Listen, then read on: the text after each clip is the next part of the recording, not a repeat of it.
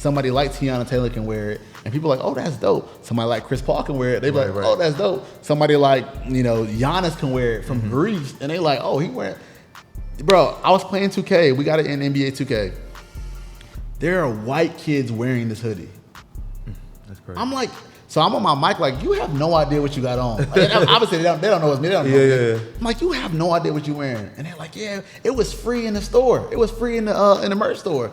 Because I told the guys at NBA 2K, when you put my merch in the game, I want it to be free. They're wearing it in the game. In the game. Like when you walk around the park, you can like play in clothes. So you got Nike, you got Adidas, you got those brands, and then you have my brand. And I wanted it to be free because don't waste your money on this. I want it to be free so everybody can be wearing it. So the day we dropped it Black History Month. They tried to drop it in November for Black Friday. I said, no. Drop it Black History Month when people are more likely to support black people. Right. So people are wearing it around. I'm just watching these white characters play with it on, and I'm just like, yo, this is amazing that this kid has no idea what he's wearing, and he doesn't know that he's promoting HBCUs all over the game. It's millions of people that play the game a day.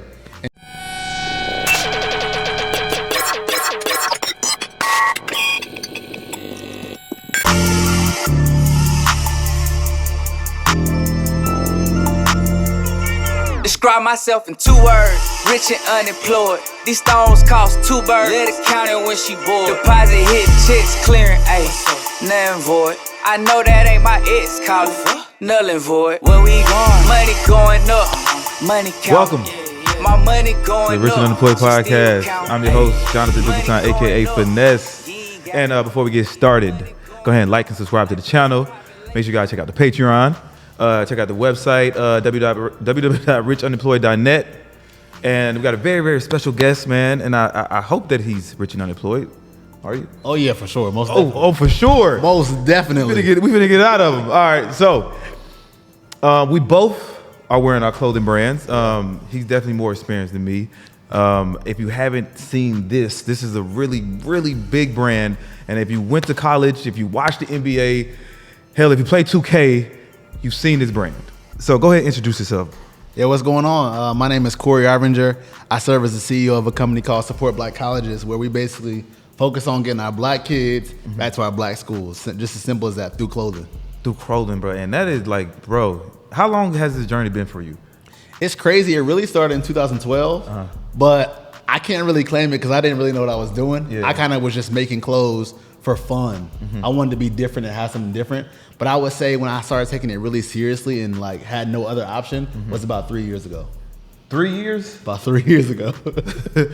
Man, y'all clothing brand is so dope, man. I'm talking about, I done seen so many celebrities in this brand, man, and NBA players, rappers, and let's get this out the way, because you have a method called the pull-up method. Oh, yeah. And to do that, bro, you need hella confidence, man. Can you break down this pull-up method and how it is so effective? Yeah. I mean, I think a lot of people look at celebrities and put them on this pedestal. Yeah. And the thing is, when you do that, you almost cheat yourself out of opportunity to get to know them and to get to have them a part of whatever you have going on. So for me, I see a celebrity. Let's just say, for instance, the last person I pulled up on was Angelina Jolie. Yeah. She at Spellhouse Homecoming. Hold on. Angelina Jolie, no cap. I would never approach her, bro. I mean, like, it's intimidating, don't get me wrong. But for me, it's like the worst they can say is no. That's the worst. It's only 2 like, inches. Or like the bodyguard can like body slam you, obviously. But like, I'm taking that risk. I want the risk. And so, she was walking through the crowd and everybody was looking, but nobody was saying nothing. And I'm like, yo, y'all all looking. If y'all want to say something, take a picture, whatever, just make that move. So I'm like this. Her daughter goes to Spelman. I know that. So what I do is I approach her daughter and saying, hey, I got a gift for you, but I made sure I had another one for Angelina as well. Yeah. So I'm like, I run a brand called Support Black Colleges. I'm giving her my whole spiel. I give her the hoodie and I'm like, of course I got one for you too. Yeah. And then they're like, oh my God, this is so dope. And so I'm talking to them and we just chopping it up and I'll be like, I would love to take a picture with y'all if that's okay. Yeah. And then they just got a gift. So they're going to say yes, obviously. And so we end up taking a picture. Now, what I like to do is I like to document the process because I feel like if people don't see it, they don't know how easy it is. And so what I did was when I saw her, I got my phone, I started pushing record, I just started running towards her. Like literally how I be in real life. And most people be like, why are you running, bro? Like you look like a square. Like, and I'm like, nah, like you don't understand. If Angelina Jolie puts this hoodie on and it's seen anywhere. Yeah. The impact that it could have is way greater than me looking like a cornball for 30 seconds. Who gives a damn? Exactly. Who cares? But some people are too cool to go do that, to pull up on a celebrity or to, have that conversation. And for me, I would rather look like that and have a potential impact of influence and changing my whole business.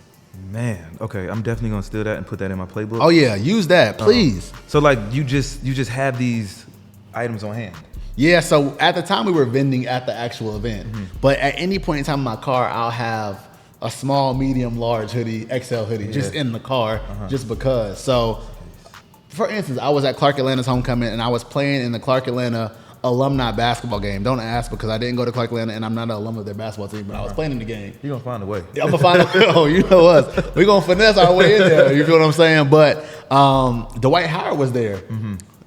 I didn't know he was coming. I didn't know if that was a thing, but I had no clue he was coming. And I'm like, oh, I got a blue hoodie in the car.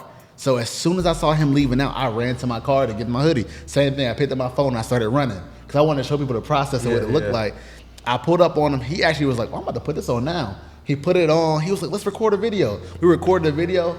And imagine if I just wouldn't have went. Like, there's so many people who wanted to do the same thing I did, but didn't do it because of fear or rejection or looking stupid, but not me. I'm willing to do it, and that's how my brand has grown in these 3 years, is influencers like him, Chris Paul, Zion Williamson, Giannis, Tiana Taylor, Mulatto, Moneybag. Like, those are the kind of people who we've been able to get from this method. So I guess the first rule would be to have items on deck. Oh yeah, always stay prepared. If you always stay ready, you don't have to get ready. And a lot of people miss the opportunity because they're not prepared for the opportunity. For me, I'm always prepared for the opportunity, so I don't miss it when it does come. And then number 2, have confidence. Yeah, don't be afraid to. Oh, the worst that can happen is you get told no or potentially a body slam. Either way, I'll take both because a lawsuit may be coming after that. So I'm good with either one. For sure. I'm good with either one. I know for me, like lately, I've been getting like I won't say I'm a celebrity, but people walk up to me and they're kind of like amazed when they see me. Oh, for sure. And I'm humble, and I believe all celebrities are humble. We just look at them real different because that's true. When we see them on TV, like they're this person. When we see them in person, it's like, damn, this person's really in front of me. Yeah. So I've been getting these type of situations. Like when people approach me, I'm very kind. Like whatever you want to hand me, you want to take a picture, whatever it is. Right. And now I'm trying to basically reverse that camera. Now it's like I can do the same thing. If people could approach me and I'm this way, I know these celebrities are the same way. Exactly. I mean, bro, you gotta think about it like this. Like you got a post that goes viral or something that happens. There's a certain eye that has never seen you before. Yeah. So their only impression is the viral impression. So when you only have the viral impression, in your mind, you're like, who is this? He's mysterious. He wears shades during his podcast. He's so cool. He got the jewelry, got the tats. Like, they like, yo, this person is amazing. And that's cool. I respect it. And I'm glad you think about it like that. Now, when my experience with you, we meet each other, it's like, oh man, he down to earth too? And it gives you that confidence to talk to the next person, So I think as the people who receive that kind of attention, we have to be willing to understand that if we were able to receive it like that, so can somebody that's a big influencer or a celebrity, bro. They're gonna be just like us because it's all about the approach. Right. If you don't come too thirsty or too crazy, then I'm for sure gonna take a picture of what's up. It's about the energy you come with. Some people be coming kind of OD, so that's why I'd be like, Now, has anybody ever told you no? Like, no. Yeah, I got told no a few times. And it's never been like bad or negative. I got told no when I tried to pull up on Usher at not one music fest. What? I was at that was a festival that just happened. One Music Fest. One Music Fest. He surprised everybody. He came up with the City Girls. I put up on Usher. He didn't say no, but his 4'6'8" security guard said no. So I'm sitting there with my hoodie, and I'm like, oh snap, there's Usher. Like, Usher would change my business. Yeah. Usher having it, doing all of the extra, what Usher be on. Like having him wear the stuff would be crazy. So I tried to pull up on him, and the dude was like, no, back up. Yeah. I'm like, ooh. So I'm like, all right, let me try again. Let me just let me feel it out. So he went into his little dressing room. I waited around for like 45 minutes. Posted, waited for everything to cool down. Most of the people who were following the crowd left. So it was me and maybe like 6 people left. So I'm like, all right, my chances are better because there's less people to be in the way. He came out, it was kind of the same thing. They was really like on some, bro, ain't no way you getting close to him. It's Beyonce. Yeah. So I'm like, that's cool. Like, it is what it is. And that's okay. And, just next time, there'll be an opportunity where I get to see him and I'll be like, yo, I tried to pull up on you on One Music, it didn't work, but I'm back. And he gonna respect that because he's like, yo, your perseverance, your persistence is what I love. And so I'm prepared for it. Don't give up. That's another rule. Do not give up, man. Don't cheat yourself out of the opportunity. Okay, how you get backstage? Like, how you? So it's actually crazy. My friend works for Live Nation Urban. So any Live Nation Urban event, like I can pretty much get to. Mm-hmm. So yeah, that's the plug. Shout out to the plug. Oh, okay, all right. Today's episode is brought to you by Rich and Unemployed Clothing. Listen, have you guys checked out the website? Have you guys copped some merch? You can do so while watching this episode right now. So if you haven't done so, go ahead. It's right there at the bottom. Go ahead, click. Go to the website. Go ahead and copy some merch. Man, we got these new hoodies in. We got headscarves in. We got hats. We got caps. We got the black and gold Rich and Unemployed cap. So make sure you guys tap in, grab some merch while watching this episode. Because listen, we're giving it to you good. Wait, pause. All right, back to the episode. All right, let's give some people some game that are trying to start a clothing brand. So you're 10 years in, 3 years serious. Mm-hmm. So how did you come up with the logo? Yeah, so my cousin, a lot of people don't know, but my cousin is Cool Kai. So he's a guy on Instagram who makes sneakers, and he's known for the clothing business. He actually helped me design the logo when I was a sophomore in college. So he was more the design brain. I was more like the ideas and the conception brain. And he actually helped me come up with the logo. We went initially it was like a green, red, black, and we used those old like primary colors, but like African colors. And we took a like Martin approach, that old Martin, Will Smith, Fresh Prince kind of vibe to the logo. We wanted something that like a shield, like a patch. When you wore it, you felt proud. Yeah. And instead of doing a regular screen print, we do these Chanel patches because nobody was doing it at the time. And so when we did that, we heat pressed them, and then we did this extra stitching so that they would never come off. So even if the stitching underneath comes off, it's all of our hoodies are stitched like that, so there is no way in the world that this will ever come off. And so we wanted to make something different that stood out amongst everything else. And this has been our hero product for years now. That's dope. I actually wear the red one on my plane rides, and I even wear my Rich and Unemployed. I make sure when I walk through the airport because I know it's like free advertising. It's like a billboard. There's so many people in the airport. But when I wear mine, people always stop me. When I wear yours, people is like, yo, I like that. That's dope. Yeah. And I mean, I'm pretty sure they seen it before, but yeah, people got to understand that like you wear your brand like everywhere. And I started noticing that with like you, Wallow, just different brands. Like this is all they wear, and it's like let's not celebrate and let's not promote other people's designers and stuff like that. Promote your own stuff, and it's like you just never know. People don't even know it's mine. Right. Just wearing it. Right. Where can I get that from? Who is that? I'm like, oh, it's mine. Oh wow, bro, it's so crazy. Like there's sometimes I wear my stuff and people don't know it's me. Yeah. Like I'm the owner, I'm the creator of it, and I love that because I can say, how was your experience with this company? Like, what did you think about the quality of it? And they'd be like, oh, I loved it, or this happened, and I can immediately fix or rectify a situation or figure out where my holes are in my business just by talking to that person right there. But when I don't wear my stuff, I miss out on the opportunity not only to promote myself, but potentially fix an issue that I may have in my business.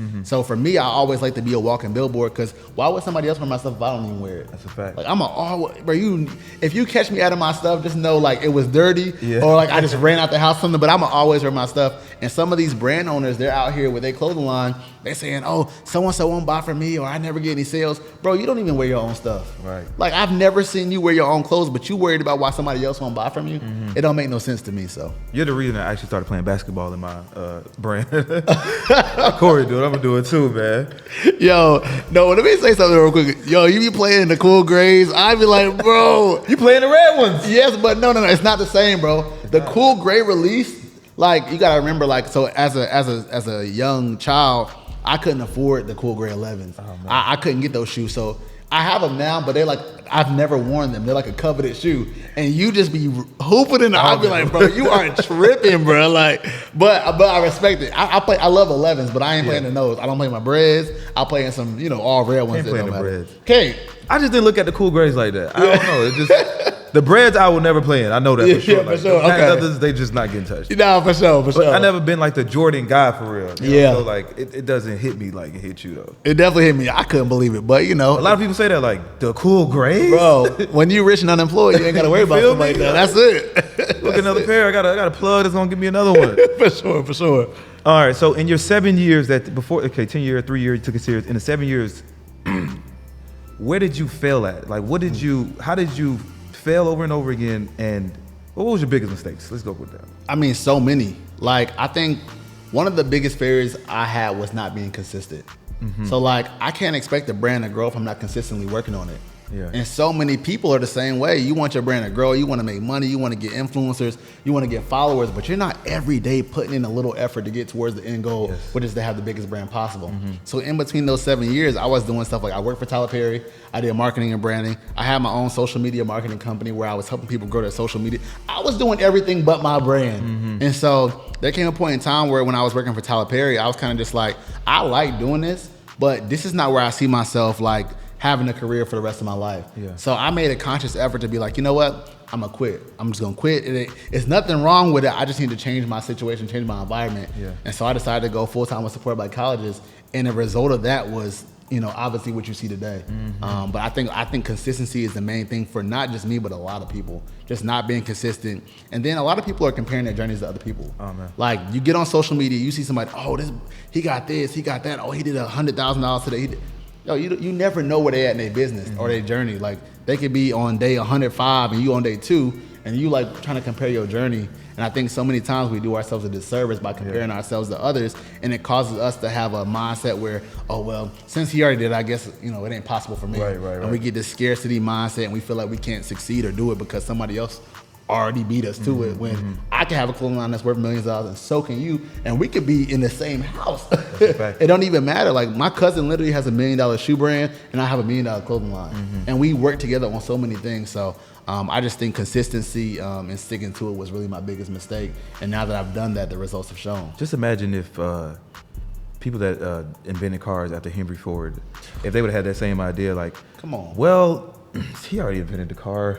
You know, it's probably just his lane. We're done. Like, just imagine if people had that mindset. But with consistency, though, I can say the same thing for me. Like, I wasn't consistent at first with my podcast, and this summer I really kind of just locked in, and I was like, you know, I'm not doing nothing else. Like, I quit everything, whatever. I'm focused on podcasts, and since then, like, man, I don't know, the universe has been blessing me. Crazy. Blessings have fallen out the sky. But you really have to take whatever you're doing seriously. You're doing what you're supposed to be doing, though, bro. Yeah. Like, it's funny because when you first started hooping with us, like, I never heard you talk much outside of just basketball talk. And then when I see your clips on social media, I'm like, yo, he should have been talking. Like, it's so, you got so much knowledge, and your life experiences are strong. And so you was doing us a disservice by not letting us hear that, and now that we hear it, you see the people responding to it. Responding, man. And I'd be surprised at the people that's following me. Bro. I'd be surprised, like, no. People I really look up to, like, that have really big podcasts, or people that I watch sitting in prison, like, man, this is crazy. That's so dope, bro. But I would never have known this if I never would, you know, took it serious, been consistent. That's right. You just never know where it'll take you. And even, too, like, I DM'd you the other day, say, oh, I think this girl would be good for the podcast. Like, that happens because you put yourself out there. So now I can say, I know somebody who's perfect for this, who got the following, who got the entertainment value, who can add value to the podcast. That only happens because you're doing what you're supposed to do. Right. And that's exactly how it's been happening. Just like connections. Like, man, my network is getting so strong as well. Love to see it. All right, so before I ask you that, what mistakes could you help somebody? Because in the beginning, like, it's hard trying to find a manufacturer. Yes, it is. It's hard shipping. It's so many aspects that come with a clothing brand. Like, what advice could you give the people? A young guy out there that's just started a clothing brand. I would say for anybody who wants to start a clothing line, I would say you need to understand your true numbers. And for a starting beginner clothing line, I didn't know what that meant. So I'll give you an example. I sell a hoodie, right? And I say, you know, this hoodie's $50. When I sell the hoodie, that doesn't mean I make $50. And so many people, they see their Shopify and it says 100,000. You don't get 100,000. Okay, so the hoodie itself costs $7. The patch itself costs $2. The stitching around the person who you had to pay that person to stitch it, that's going to cost $4, right? And then you have to ship it. That might cost anywhere from $5 to $7. So understanding that $50 hoodie, you actually only made $27. And so many times we spend money that we don't have based off of numbers that are not actually calculated correctly. And so for me, I didn't understand my numbers. So when we had our $1 million days, I'm like, yo, we made $1 million in a day. Well, you really made like 600,000, And even with that 600,000, we spent a lot on marketing. We spent some on influencer marketing. We spent some on here. And so that number is even less. So you can't just start spending money willy-nilly, paying yourself out and doing all these other things because you don't know your true numbers. And so many entrepreneurs who are doing the clothing space, they think that they're making a certain amount of money and they're actually not. You're actually only making a percentage of that, and you're doing yourself a disservice because you are spending money that you don't actually have. And I've seen a lot of people run into that issue, and some people, it closes their business. Now you seem very frugal. You talk about no, because I watch your content too. Like I don't remember the exact words you said, but I know you living below your means for sure. And I think your mom lives with you, right? Yeah, my mom and my grandma. Why are you frugal? Like, how much is your brand worth off the top of your dome? I mean, I don't know. We make millions a year. I think the worth and the value is in the people, not in what we sell online. Yeah. So the impact that we've had on the HBCU community, people attending HBCUs, I get people all the time asking, what HBCU should I go to? Like, what do you think about this school? And I have you got people like Chris Paul that's represent HBCUs on a national level. Yeah. You got people like 2 Chainz making HBCU songs, like things of that nature. That's what we do it for. You had Chloe Bailey that danced at A&T's homecoming with the dance team. That was dope. Like, bro, what? That was dope. That wasn't happening 5-6 years ago.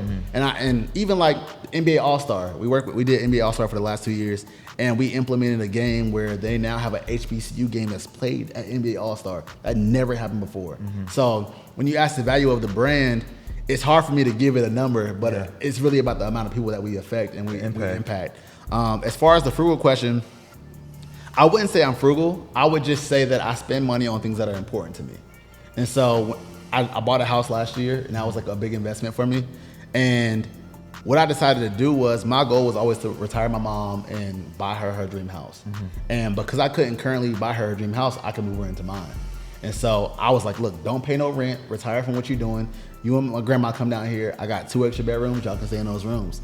And from me doing that, just today, I was late here because she launched her book today, her first book. She's been writing that book for 20 years. And she said for the first time, she had free time to actually do it because she wasn't working. That's the reason why I do what I do, so that she can come down here to Atlanta, write her book, and live her dream out because of the time that I allow her to have. So I'm spending money on making sure they good versus spending money on something that's not really important. Yeah, that's dope.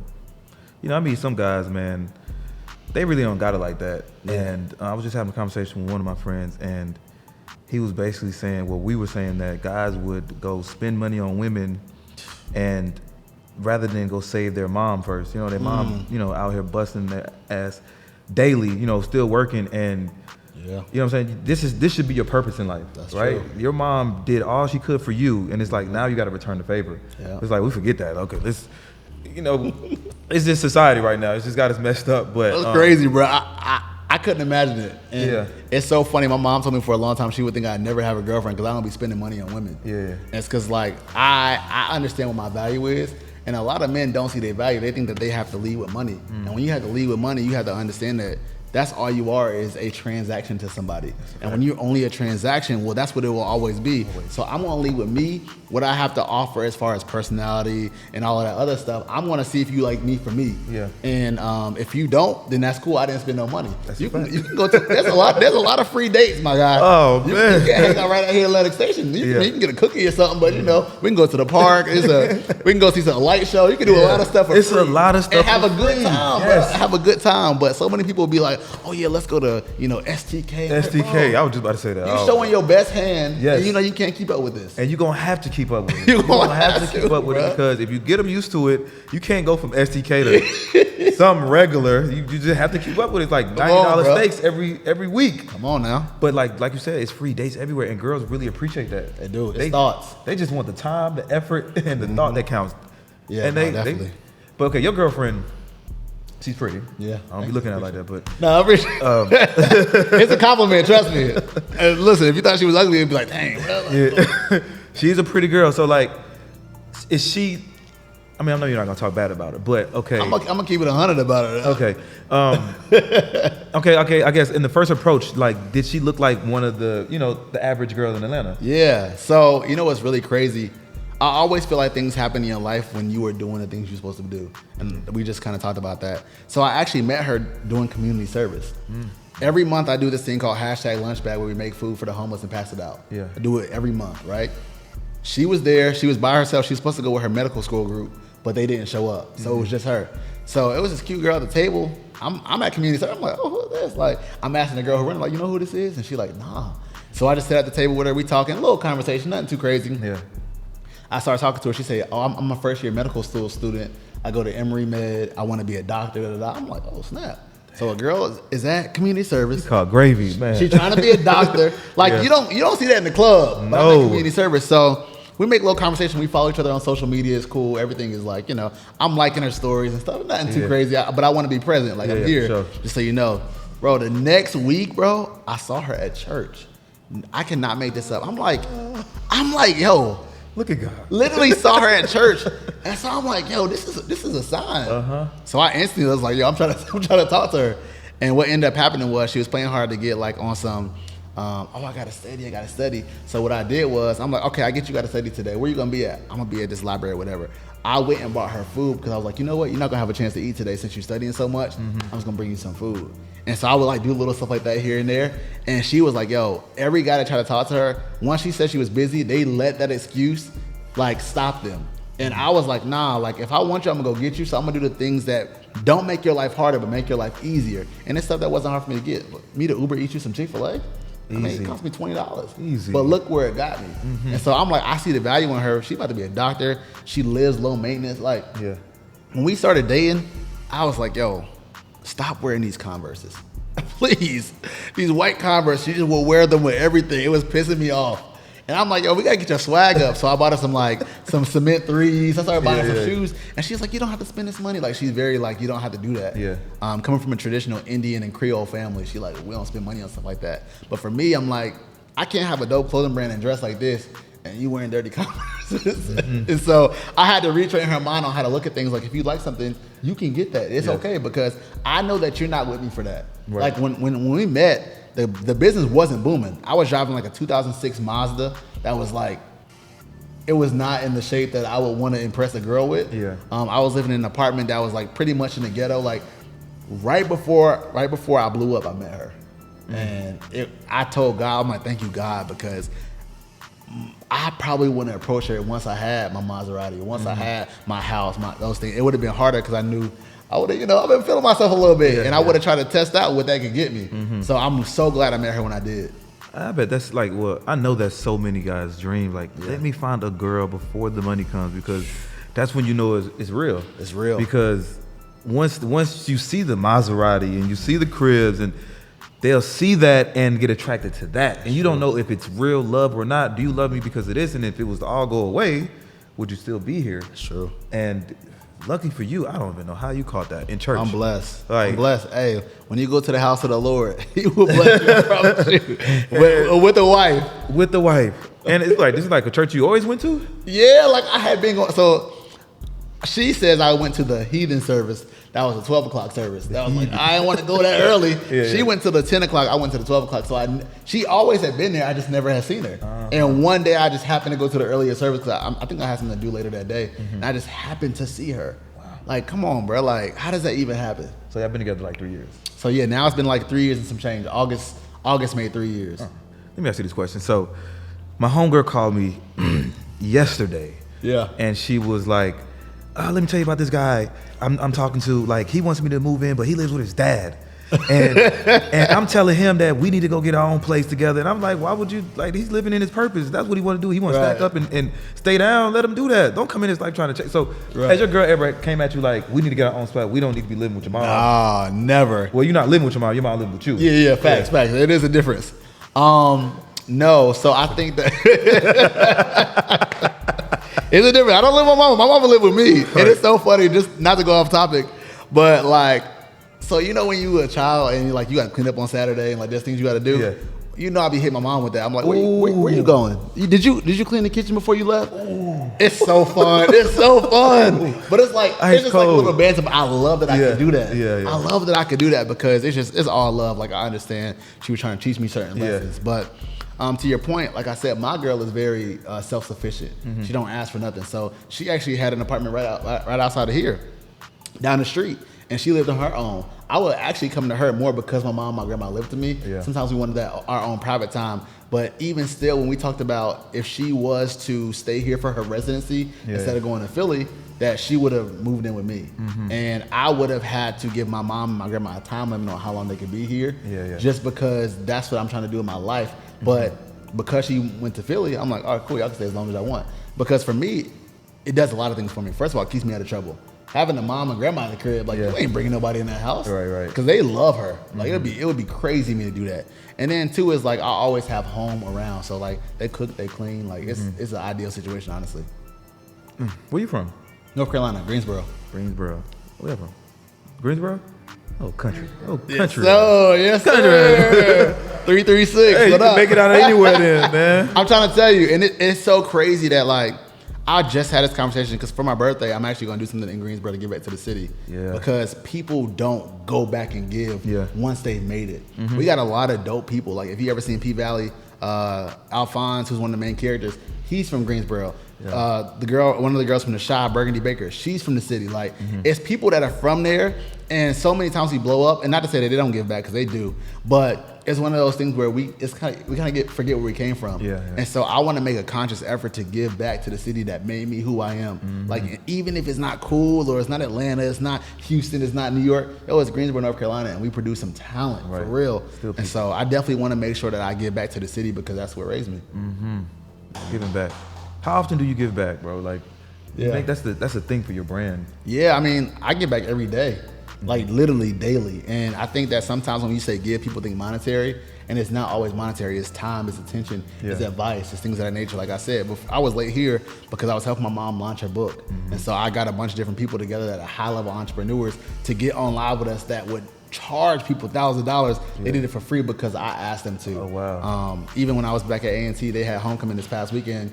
There was this little girl who grew up in my church. When the last time I seen her, she was like, I don't know, like 4 or 5 years old. She was 12. I said, how you doing in school? She said, I'm doing all right.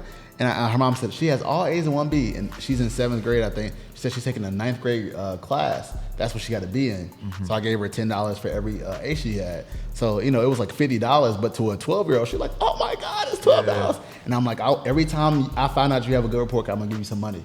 Like, that's what I love. I didn't videotape it. I didn't have to tell everybody about it. But, like, that's what I like to do because that's what my brand is. I talk about education. I talk about HBCUs. And I talk about helping the youth and giving back. So I have to live in what I say I do for it to be real. I forgot to ask you about your long-distance relationship. Yeah. No, your girlfriend is the Takeoff.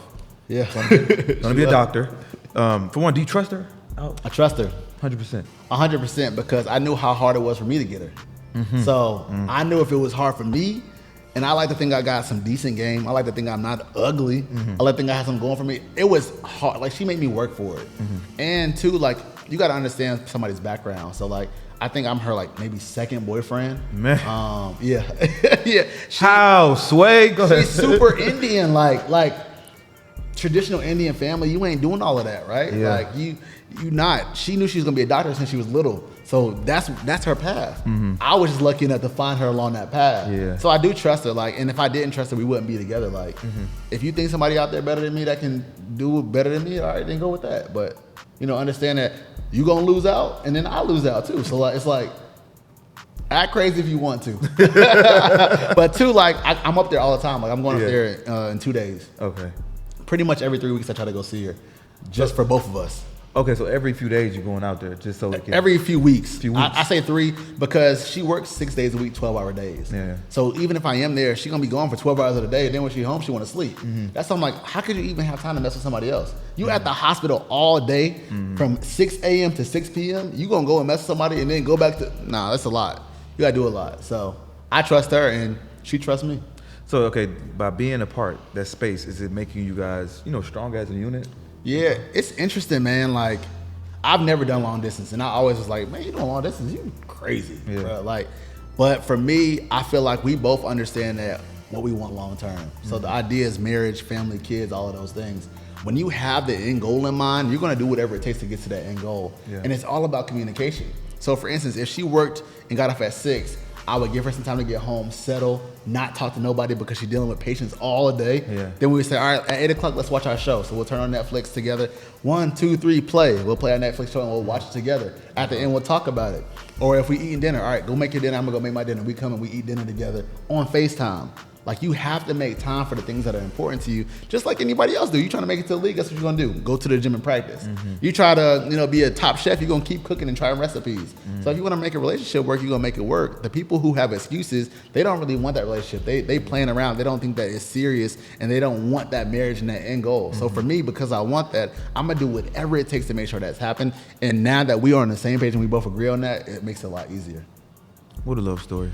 I like that for you though, man. Like, cause man, I would like that situation right there, meeting the girl in that situation, meeting at church, second boyfriend. Come on now. Come on, man. Doctor. Damn. She got a real hair. She don't say that. She don't like wearing makeup. Like, look, all of those things, bro. I'm a little envious. I'm a blessed man, bro. And I think that I love to like show my girl off online, and not because I'm trying to brag, but I think that black men, we need to show off our women more. Facts. I feel like you allow temptation and things to come into your space because you're not proving that you love the woman you're with. And so for me, I like to try to show that off in a non-cringy, show-offy way. Yeah. It's like we just having fun. We just, enjoying each other's time in the company and being each other's partner. And that's what it really is. It's a partnership. It's a team. So, when you got teammates, you put them all on the gram and stuff. Why can't you put your girl on there unless you got something to hide? That's a fact. Now she's about to be a doctor too. Like, she's about to make money. Oh yeah, I'm retiring instantly. Okay, see, it's a lot of guys that they don't want their women to work. They don't want their women to have money. Like, how do you feel about that? I mean, to each his own. I think a lot of it can be based off of how you was raised and what you may have saw in your house. I don't care if she works or not. I want her to do what makes her happy. So if you want to be a doctor and you want to work all of this time, 12-hour days, if that's what you want to do and it makes you happy and it fulfills you, I'm okay with that. I know that she's not doing it because of money. She's doing it because she loves kids. Yeah. She's a pediatric doctor. She works with kids. She loves what she does. So if that makes you happy, that makes me happy. So if you want to work, cool. Now, the minute you say you want to stop working, you have that ability too. It's flexibility. And, in entrepreneurship and, making money and creating revenue for yourself, for me, it's all about time freedom. The ability to do whatever you want, whenever you want. Yeah. That's what it's all about for me. Like, the money gonna come and go. You gonna ups and downs, ebbs and flows, but it's about me being able to say, I want to come here right now at this time and film this podcast. Yeah. Because I want to, and this is what I want to do with my time. That's what I want. I don't want to be like, I gotta work in the morning, so I actually can't come. Like, that's the worst thing. So as long as she wants to work, she is able to. And the second she says she doesn't, then she don't have to. Love that answer. Stop trying to constrict your girl. Let her do what she wants. Let her be free, man. Don't be scared of her making a little money. Think she gonna leave you or something? I don't know what they think. My girl can make her some money, bring in some more money. Come on now, bro. Come on, I use my money for the bills. We use your money for the trips. That's for the shopping. Come on now. What we doing? All right, speaking of partnerships, you have a partner within your business. Yeah. And basically, y'all started together, correct? I started it myself and my cousin, actually. A lot of people don't know that. Me and my cousin Kai started it together. Because Kai didn't actually go to an HBCU, he was a little off when it comes to like certain things you should know. Yeah. But he was the design and the creative genius behind it. So I just made sure I brought in the right things, the right people, went to the right schools. A&T, FAMU, Spellhouse, Howard was where we really started the brand off. I brought Justin in years later once I got to a certain point where I was like, yo, I can't do this anymore myself. I can't keep doing emails by myself. I can't be shipping by myself. I can't be manufacturing. Like, it was too much for one person to handle. So I went with what was comfortable, which was Justin, because I had done so many different things with him, in previous endeavors. Okay, so where's Kyle now? Is he still part of the business or what? So he owns half of Support by Colleges. People don't know that. Half of it? Of the trademark Support by Colleges. Okay. The business of Support by Colleges is mine. So but he owns the mark of Support by Colleges. How does he get compensated for that, though? Like, so he gets 1% of revenue every year, and he doesn't have to do anything. So the reason why is because he started his own thing, and he's doing amazing at that.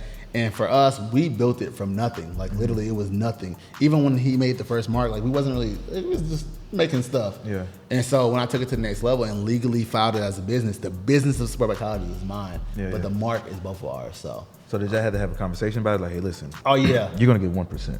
So, it's crazy. Me and Kai, we actually got into like a really big fight, like a few years in.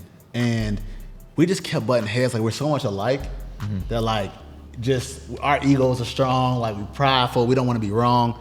And so many times we got into arguments, and it led to the point where I was like, I'm doing this on myself, and I'm gonna grow this, and you do your thing. Yeah. And that's when he started his own thing, and I was doing my own thing. Yeah. But I don't know if he understood what I could actually do with a brand, and then like so I couldn't have not let him be a part of none of it because he is a part of the initial. And so I'm actually working with him a little more than I was before too. Like we're real cool now, real close now, because that is my actual blood cousin. Yeah. So we are back to the place where we were years ago, and he's more involved, and I think he'll continue to be more involved.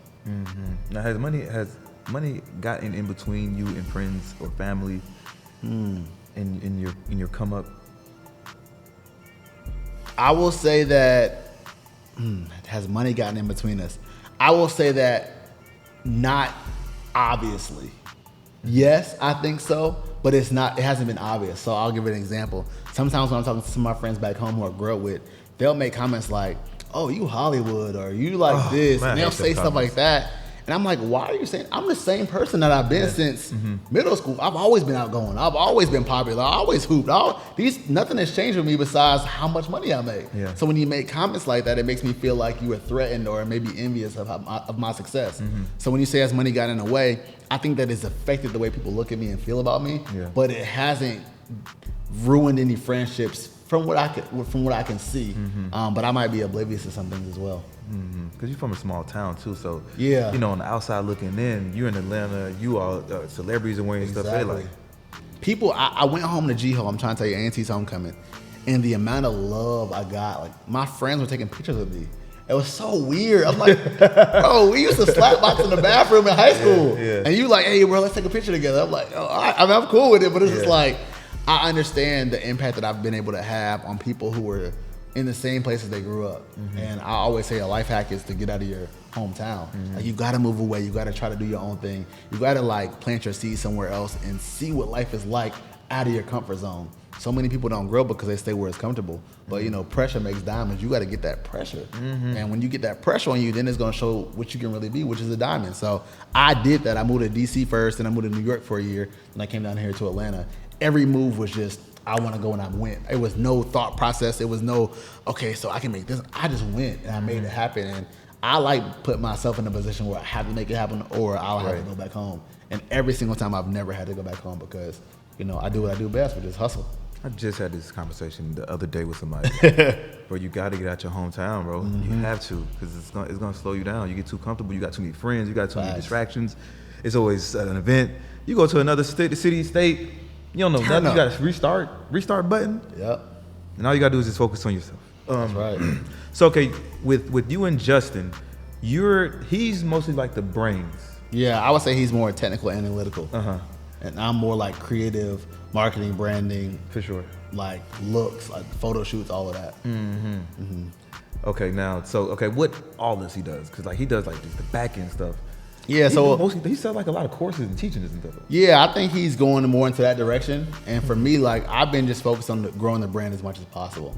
So for me, like my whole goal with Support by Colleges is to get it to a point where like we're in every college bookstore, to where like you think about the name, you know exactly what we're talking about. The mission, the bookstores. So every HBCU, every campus has a bookstore, right?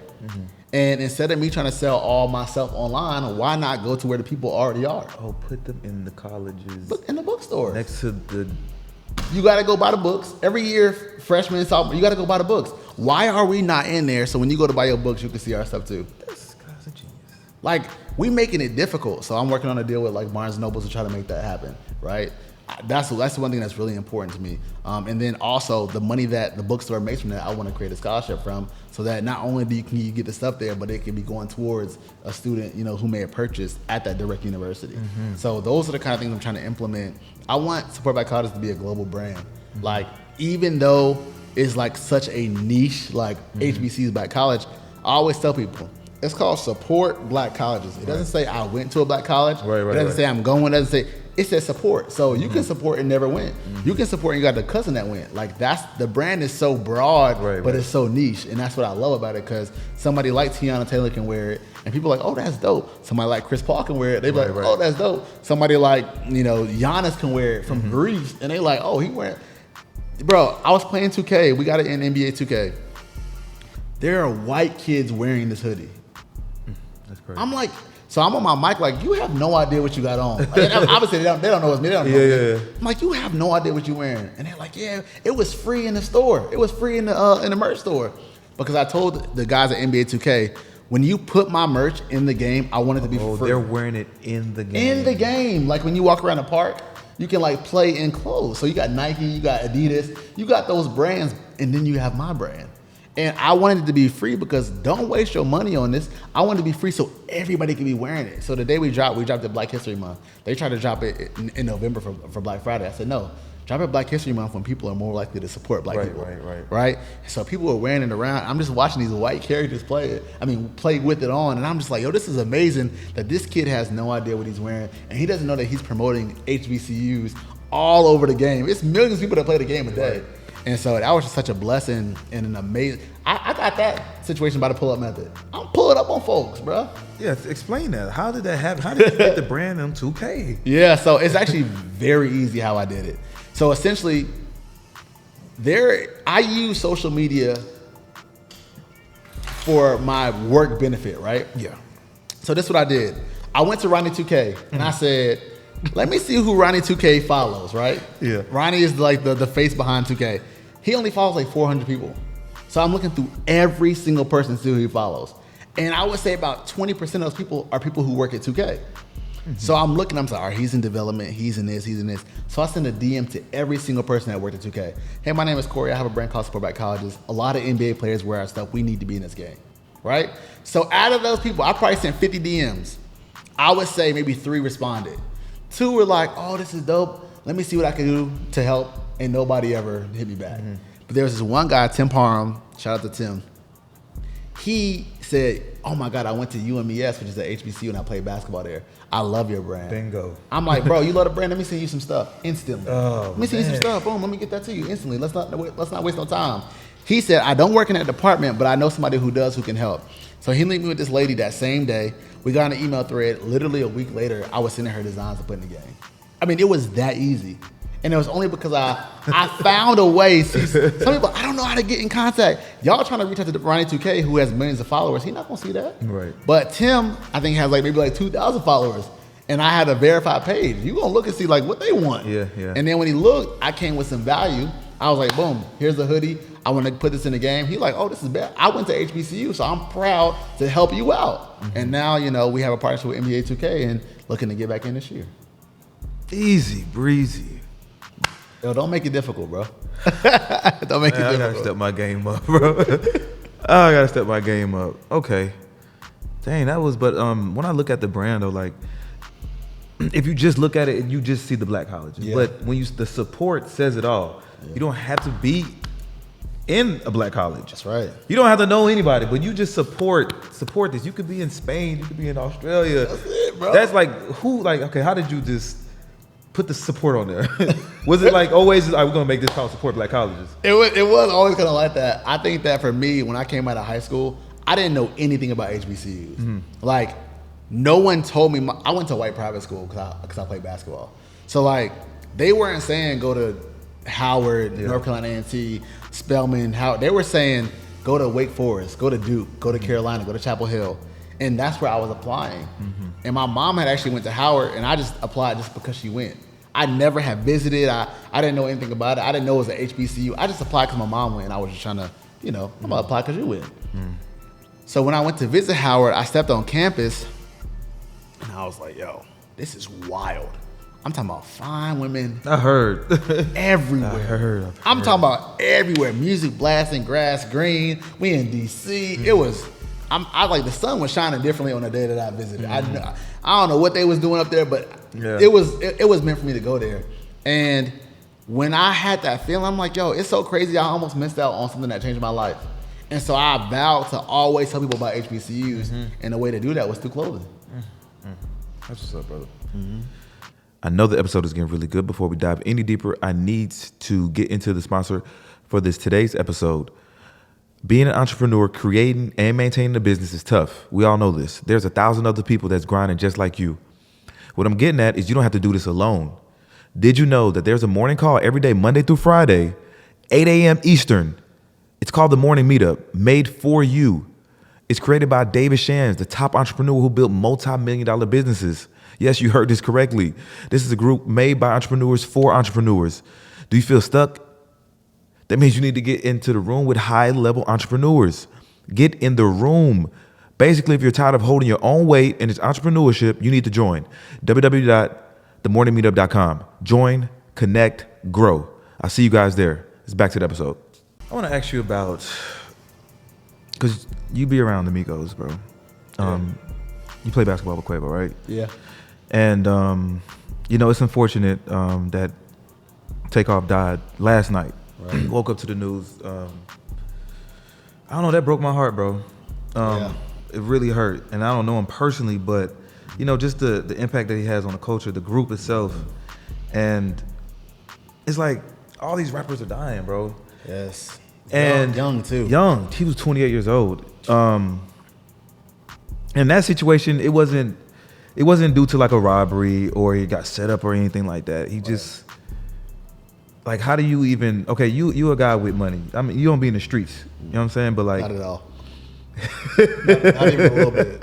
I'm the farthest away from a street person ever. Like, how do you feel about that? How do you feel about,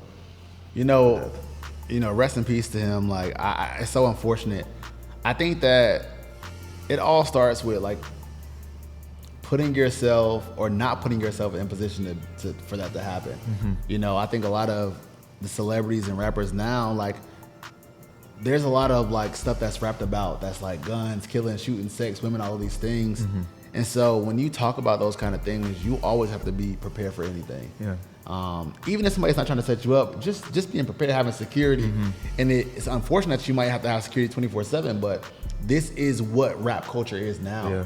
And there's a lot of rappers like Lil Durk, Young Boy, they be talking that cash money. Mm-hmm. And so when you do those things, it comes with a certain life. Yeah. And certain rules you got to follow and ways you got to move. Mm-hmm. And so I think that, it starts with our children, man. We got to start like exposing them to things that's not just rap, like the music and what they listen to. We say what entertains you trains you. Mm-hmm. And so they're being entertained by these rappers saying guns, guns, guns, sex, sex, sex, money, money, money.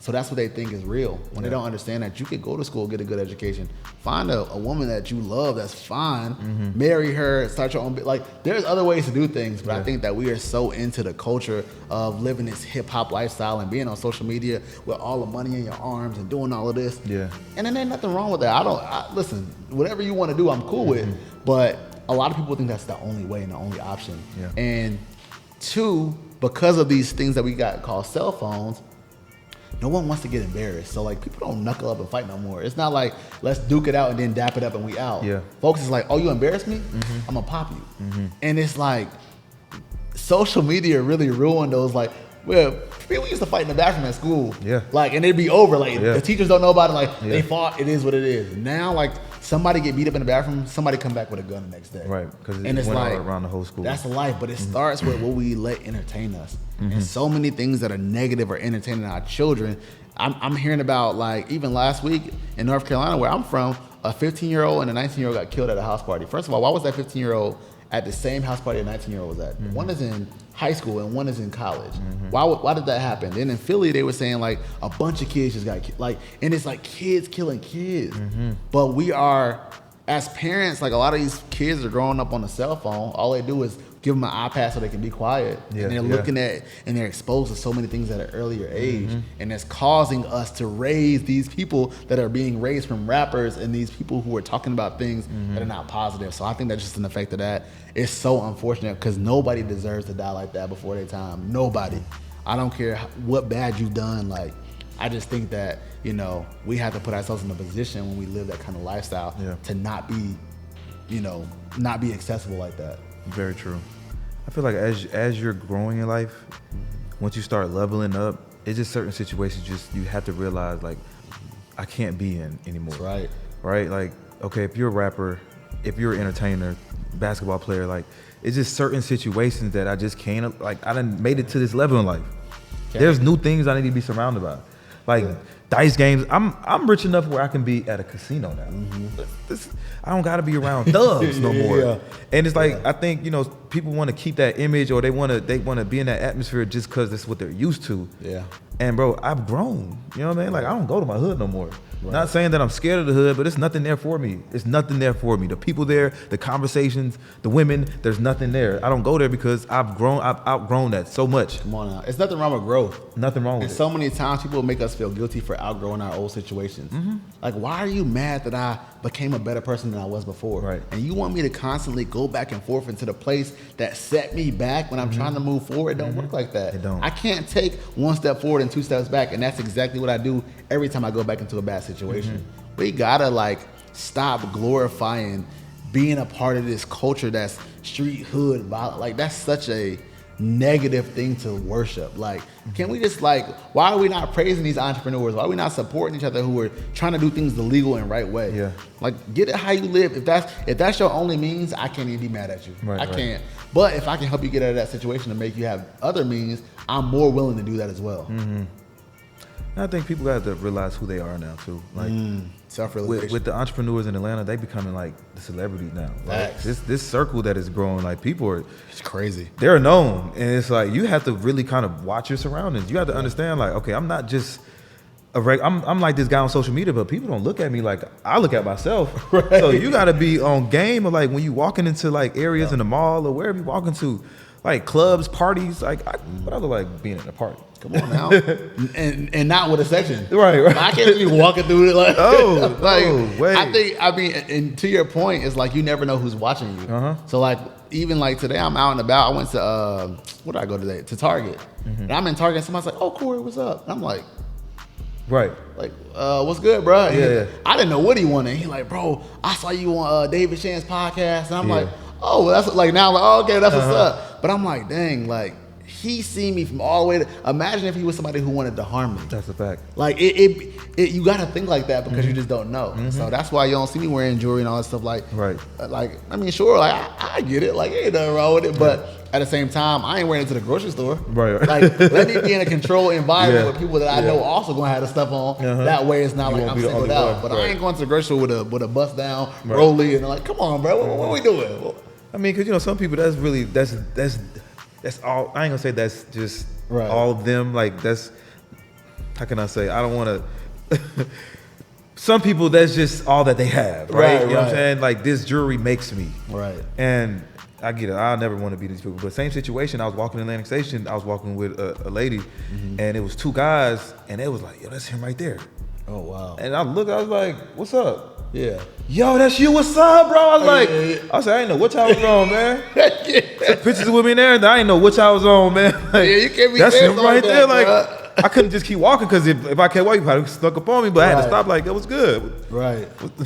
Straight in defense mode, but like, it'd be like that, bro. I understand who I am, and I understand everybody don't like me. Everybody's not with me. There's certain people that's looking at me envious and jealous, and want what I have, or it just don't like what I'm saying. That's crazy. You don't know. You don't know. It's like 100,000 people. I be proud of you, bro. Right. Like I so happy when I see one of your posts go viral. Man, I'd be like, yo, thank you. This is dope, bro. Like, Thank you. why can't we celebrate each other without being jealous that we can't have? Because you can have what you have. Right. You can have what I have too. You can have a multi-million-dollar business, but you haven't applied yourself in the correct spaces to do so. Right. You haven't put yourself in a position to win. You don't go to no masterminds. You don't link with the right people. You're doing the same things that you've been doing for years, and you're expecting different results. And then when you don't get those results, you envy somebody who did something different to get with where they go. That don't make sense to me.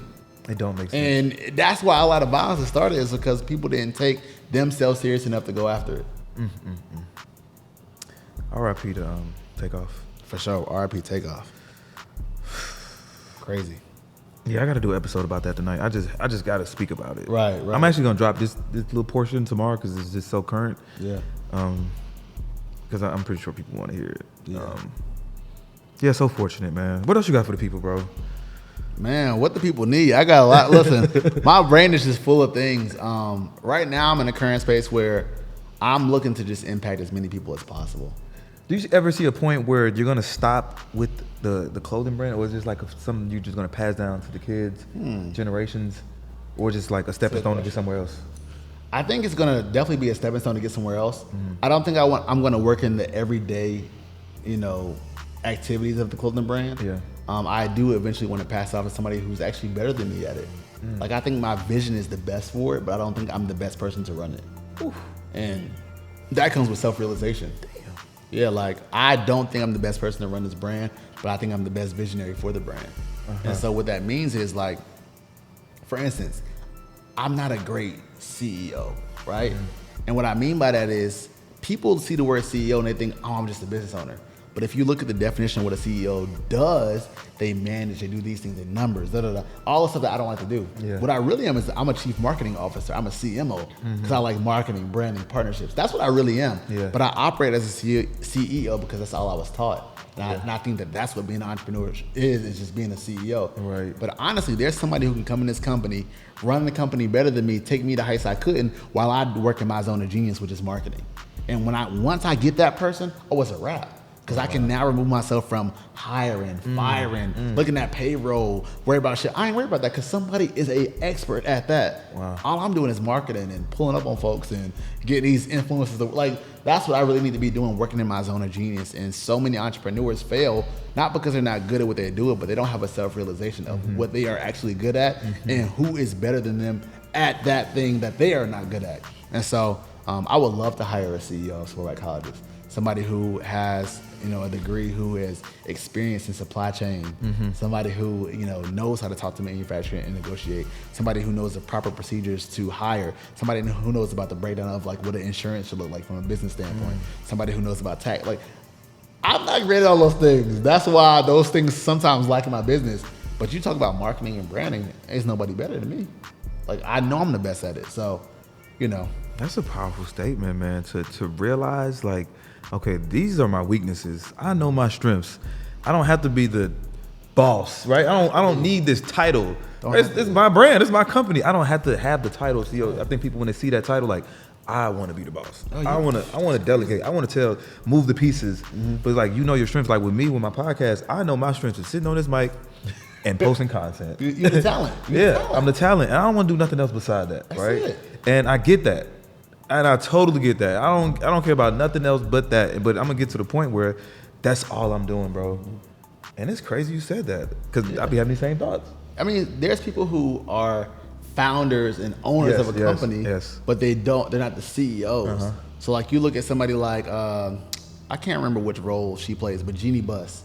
Yeah, I don't know if she owns the Lakers or she's just the manager, but they both are not the same person. Yeah. You know what I'm saying? And like one of my mentors, Courtney Adeleye, she founded a company called The Main Choice, and she sold it for like $500 million, something crazy like that.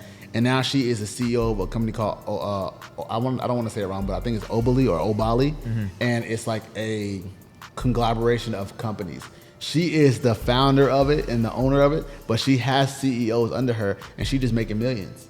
Like, other people are doing the work, and she is the brainchild behind it. She knows what it's supposed to look like, what it's supposed to be like, but she's not doing those everyday tasks. We talk about time freedom. I want my time. Like, if I'm the CEO and doing those things every day, how could I have the freedom of time? I'm a slave to my own business. I don't want to be that. I want to be somebody that, this is my business, I own that, but I can go speak at an engagement tomorrow and not worry about what's going on in the company. Right. So, Corey, this is a serious question. How much will somebody have to offer you? I didn't know where that's going. How much will they have to offer you to sell your company, support black colleges? Today? Right now. $750 million. I'll be out today. Today. I'll be out today. Today. Ooh. I wouldn't ask no questions. My family will be good for the next few generations. I promise you. That's a fact. And the reason why I say that is because we've been able to make multi-millions. Remember, I've been taking this serious for 3-4 years. Yeah.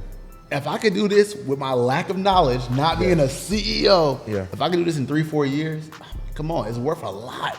NBA, Urban Outfitters, Foot Locker, NBA 2K. We did something with the Atlanta Braves, like Atlanta Falcons. Like I spoke in Barclays at the Nets. Like, this is 3 years. So you can't tell me that my company is not worth that. And if you offering that cash, I'm out. But I do want to say this though. I need to be a part of where the company goes because it still needs a service purpose. Yeah. And that's to support HB. I don't want it to be whitewashed. Right, I don't want you to start making stuff for Georgia State and all that. Yeah, No. That's not what this is about. I would still want to be on the board of like directors or like something like that. Marketing, but I don't have to own it. Yeah. I need to be a part of it though still, but still need my bread too. 750. I'm talking 750. almost to the Billy mark. So if anybody out there watching this, I know a lot of rich people watch this. Put that offer in. Is it negotiable? Yeah, I mean, I could negotiate maybe 10 million or so, but you know. Okay, now let's say you did touch the 750. What would be the next move after that? Would it just be, all right, I'm good now, I ain't doing nothing, or? I would start, if I got 750 million today, first thing I would do is pay off anything that my mom, anybody in my family had that was debts. Wow, that's a good answer. I would pay off my girl's school, all those bills and all of that, and I would start traveling instantly. Well, at least a couple years, like. Yeah, like just travel, Yeah. like just live the life that I want to live. 'Cause Yeah. it's short, you Yeah, know? yes. And we don't know when it's going to be over, so I'm going to go ahead and start traveling. I'm going to invest in a lot of things, properties, Yeah. Airbnb, stuff like that. Yeah. And then I would also like start to really invest in my personal development because I really want to become more of a speaker. I want to speak more. I feel like I have a lot to say. Me too. But I haven't gave it the correct outlet. And, you know, I don't think I'm great at podcasting, but I think I could be good at just speaking. I want to speak to schools, colleges, things of that nature. Me too, man. Yeah, so that's what I would love to do, but you know, I want to just take care of my family, take care of the needs. I want to put money aside for my next generation. I want all of them to have like 50 million just waiting. And they might not know it's there. They got to do some things to unlock it. Yeah. And then when they get to it, it's like, I'm good. Facts, so, facts. you know, I want them to still have some life lessons and learn some things and not struggle, but I want them to be able to understand what they do have. And then, you know, I just take care of my family for the next few generations. I won't even be able to see what happens with it, but I know that we'd be good. That's a fact. I know if I ever did get touch that type of money, I'm going to Asia, into like the deep mountains, and I'm gonna become like a monk. Real talk. I want to like. I seen people like. You already got the orange on. Listen, I see people do like handstands on their fingers. Like I want to create that type of power, bro. I want to do like I seen somebody do some like and flute somebody. I want to tap into like my. You watching Dr. Strange? Dr. Strange. He talking about. Bro, listen, it's real, bro. You can literally and have somebody level. All right, That's another. Yeah. watch. I tell you. You gonna see me like flying. Like, did he buy that power? Did he buy that kind of power? Man, this is a super dope interview, bro. How long has it been? Wow. I did not feel like that. Dang. Don't ask me anything else, man. Damn, that was a good interview, bro. How did you guys get into like Urban Outfitters and Foot Locker? Was it the same method? Like, was it just reaching out, finding people on Instagram? Yeah, so we actually had this this guy who served as like an advisor who used to be a buyer at like a lot of these big stores. Yeah. And he actually just leveraged his connections, honestly. We found that person through just doing what we do every day, which is just promote ourselves, be the brand that we are. And people will come to you, attract the people that you're supposed to when you're working in your truth. And that's what we were doing. So the right people have come in our direction and some of the wrong people as well, but we have the discernment of understanding, okay, this is not right, this is right. This partnership works, this partnership doesn't. There's power in saying no. And a lot of people say yes to everything they get. And when you say yes to something, you're saying no to something else subconsciously you don't even know. So I would rather say no to something I know that's not beneficial for me long term, not short term. See, so many people think short term right now, but don't think the long term effects. But for me, I can say no now because I understand me saying no to this provides an opportunity for something else to thrive. I like that concept. Damn, that question just went over my head. I have to ask it. I hate when I go live. If I start going live and I start doing this shit. Oh yeah. Dang, was that the tip of my tongue? What was it? All right, man, fuck it. I'm mad at that. It's all good. What, Corey?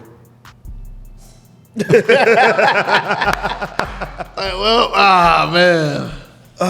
Well, and look, it's this thing I'm about to. I just signed up for, bro. Okay. I'm gonna send it to you, bro. It's like I think it's like they said it's Well, how can I say this? It's like the singing with the stars, or it's like it's the speaking version of it. Oh wow. Yeah, and I seen like Grant Cardone on the flyer or something like. So it's gonna be in Atlanta, November 5th. I'm gonna attempt to go. It's like finding the best Speakers. Wow. I would love to be a part of that. I'm gonna send it to you, bro. Yeah, that sounds dope. And then it's like they choose like the finalists, and then I think the last 20 goes to Miami and do like a speak off or something. The most powerful speaker. It's something into that. I would love to try out, even knowing I'm not at my best. Right. Just to know what I need to get better at. Yeah. Like, if I get my bag now, it gets scary.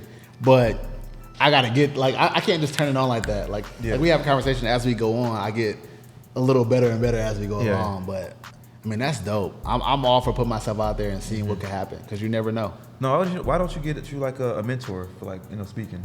So I actually am. So Jeremy Anderson, he's a speaker. He's an entrepreneur. Yeah. He does exactly what I want to do. And so he had a free like online webinar masterclass that I was taking, and I'm gonna start utilizing him more seriously too. Yeah. That's what I'm trying to get the business where it needs to be, so that I can properly take the time and invest in that, and invest in myself. Yeah, I think you'd be a good person for it. Yeah, I would love it. Like, I'm passionate about helping others. I'm passionate about, just sharing my knowledge. Like, why should you have to go and waste or lose $100,000 when I've already done it? Like, learn from my mistakes. Don't go do it yourself. Hey, this is what I did wrong. Let me show you what you can do right, so that you don't run into the same issues I have. Yeah, that's my next goal, to step on bigger stages and speak, not podcast form, but like actually motivate. And I really want to start with the kids. Because I went through juvenile and stuff like that, and I want to go back to those kids that was in my position and give them my story. Like, okay, this is not the end for you. Like, and I seen guys that went from juvenile to county jail to prison, doing life, and me, I figured it out, and kids could do the same thing, and I want to give back. That's my way of giving back. Dope, man. Now, okay, let me ask you about EYL. Was it a surprise that you did that interview with EYL? Surprise? No. Was it a? I told him it was long overdue. Oh, okay. So I had been trying to get on EYL for a while, because I felt like we deserved it. And Rashad and Troy, when I first got to the interview, they made a joke, because I was like, they said, yeah, I saw you in our comments talking about I guess I'm not good enough to be on it. Because that's the kind of person I am. I'm like, I guess I can't do it. I guess I'm not good enough, because that's how I genuinely feel. Like, you asking everybody around me, but not me. I feel some type of way, because I work hard for what we earn. Yeah. And so when they asked us to do it, I was extremely happy. Those are my guys. Yeah. And it was always been all love. I've been to all of their events that they have in the area. I buy booths at their events in Bend. But it was a dope experience. Their audience and their community is strong. Boy, they are strong. I haven't seen many communities like it, but it was definitely a blessing. And the coolest thing about it was people that I knew were so excited that I was on it. Yeah. That's how I knew it was like I've been on a lot of things, and when I was on EYL, it was like, oh my God, you're on EYL. It's like, oh, so now you believe that I'm really doing this, I'm on EYL, but before you didn't believe me. So, man, shout out to EYL, man. I love what they got going on, and the financial literacy piece is so important for our community, because nobody was really doing it at a high level before them. I ain't gonna lie, when I seen it, I was like, damn, man. They ain't never coming on my podcast. They too big now. Damn, I should have got them first. Anything is possible. I can see them right here talking. I ain't gonna lie to you. I can see them. No, I'm talking about y'all. Oh, no. I was like, damn, they out of here now, bro. Nah, man. I can't get them on there. But no, I watched that interview. I watched Inside the Vote. Oh, yeah. I seen the David Shands. Yeah. Nah, I've been watching, bro. Like, definitely I ain't gonna say a fan. I appreciate that. I support for sure. Like, I love it, bro. Yeah. I need that. Like, it means a lot to me when my peer can say something like that. Like, it's one thing for somebody who's like trying to grow and all of that saying it, but when somebody that like you see eye level says it, it means a lot, because it means that like not only are we inspiring those, but we inspiring people right around us. And me coming to Who with y'all on Wednesdays and hearing y'all stories and stuff, that makes me want to go hard. Like, and that's important to me. So I really value that almost more than other things, because that's just so important. So keep telling people that, and I need to make sure I do the same thing. Like, I see somebody, like, I try to hop in people's lives. Maddie J was on live the other night, and I'm like, hey bro, you killing this. They just need to hear that. Like, it might seem obvious, but like, nah, let me tell you, let me give you your flowers. For somebody that's on their level too, right? Like, I respect what you got going on, bro. You really doing it. And there's so many people out here in Atlanta that's really doing it. You wrote me too, though. You like, bro, you killing the podcast. Yeah, bro. I'm killing it, bro. What's up, bro? Why not? I was surprised when I got the best. I was like, damn, what's up, man? Yeah, bro. I see you doing it. Why I look like just, let me just be quiet. Right. Like, come on, right? I'm a hater? Like, what's going on? It costs nothing. It costs nothing. Zero, bro. Like, 4 or 5 words. Bro, I'm trying to tell y'all, if y'all see somebody doing something great, a peer, anybody, just show them some love. Fire emojis. It literally costs nothing to say, yo, you are doing a great job. You've worked hard. You deserve this. You earn this. What does that do negatively for you? Nothing. And so many times we focusing on, I'm not trying to like a corny or a dick rider. Like, bro, you can't be a dick rider if you're supporting your friends. That's right. Yo, I'm supporting. That's what friendship is. That's what support looks like. Support is a verb. It's an action. So how can you do this action, this verb, if you're not like saying something? And so many times people don't want to look corny or like a lame. Like, bro, you look lame actually not saying nothing. You look lame supporting people you don't know, like rappers. Yo, people posting Beyonce happy birthday, but you ain't shout out your man's business. Come on, bro. Man, Beyonce don't even, bro, she not ain't gonna see that. it. She not gonna see that, bro. Yo, you talk about Danny Lay and the Baby's beef, but you can't promote your friend business or podcast. Come on, bro, that's corny. I ain't with none of that. Like, when I be seeing people, I be wanting to say something so bad. That's real, bro. But I just be holding my tongue because I just like, this ain't my fight to fight. It ain't. I just make mental notes. It ain't. All right, so you wish Beyonce happy birthday, Jamie Foxx, and Diddy, but when it was my birthday, you didn't say anything. Didn't say nothing. But you want to be mentored. Okay. Your homeboy dropped a mixtape, but you posted a Lil Baby mixtape. You didn't post your homeboy. I try to make that like a emphasis. Like, all right, my homeboy got a mixtape that's just out. All right, let me post whatever I can do. Like, if I can post it on the reel, if I can post it on my podcast, whatever I can do to support. You know, like if it's little means it's better than nothing. Sharing a story.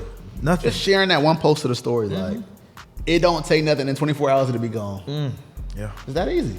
That easy, man. Fire emojis, man. Yeah. Pump fists.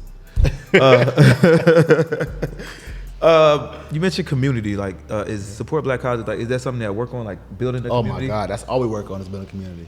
Community is the reason why we haven't ran ads in 2 years, but still make the same amount of sales. Don't run any ads. I ran ads in a long time. Ever since Facebook changed the way you can track ads, we haven't ran ads. There's no need to run ads if you have a community that's going to promote for you regardless. Right. Somebody asked me, they said, who's the biggest influencer that you want in your brand? And I said, the biggest influencer I want in my brand is my customer. They buy the merchandise, they wear the merchandise, and they promote you for free. I'll take millions of those.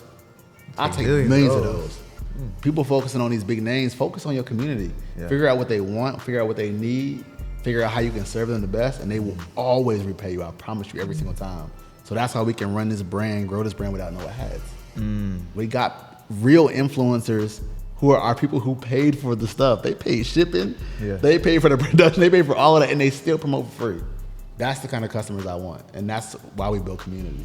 Let's give it up to Corey, man. Give it up to Corey. Whew, I appreciate this interview, man. No problem. This is dope. Man, hopefully it makes me famous. Hopefully they go to EYL, see that interview, then go to here, or whatever direction. Shout out to you. Support Black colleges, man. Everything that you're doing, bro. Like it really motivates me, bro. For you to do this in 3 years, and I'm only in year 1, bro. So I'm you back close? thinking like, let's get it. Okay, if you could do this in 3 years, shit. All right, I just got. That's a fact. I'm not trying to race or anything like that. It's just like, okay, what? Come on, man, beat me to it. Come on, bro. Let's get it. Like, friendly competition. Like, okay, what can bro. I do within 3 years? Like, how can I like push the gas? Yeah, bro. You know what I'm saying? Like, yeah, I appreciate it. If you ever need anything like with clothing, bro, let me know. Well, actually, no. And I said it on camera, so it's all good. No, I just need like help with like maybe like manufacturing, maybe like like fulfillment. That's perfect. So my fulfillment center, Kessie, she's been allowing me to give her information so she can do it for other businesses as well. Wow. And she's based in Miami, so if you ever want to go to Miami, I'll be in Miami like it's nothing. Yeah, I mean that's where she at. I'll be in Miami tomorrow. So you can work and play. So do you already have to get everything designed, ship it to her, she just hold it and then it should No, so she actually has a warehouse in Colombia as well. So she owns a warehouse in Colombia, and then she opened one in Miami for like shipping and customs and stuff. Yeah. She wanted to make it easier to get stuff to the States without shipping it directly to the person. She can cut costs and she can boat it over versus like it's a bunch of different things. So in Colombia, she's making this? Yep. Lord, she can make anything too. Rich and Unemployed, we up next. I connect you with her. We up next, man. Listen, this interview put me on the map. Shout out, what's her name? Kessie. Shout out to on the way. I gotta call. I should call her. I'll let her know. We on the way. Yeah. All right, man. If you guys enjoyed this interview, man, leave a comment, subscribe to the channel, check out Corey. I'll leave an Instagram in the description.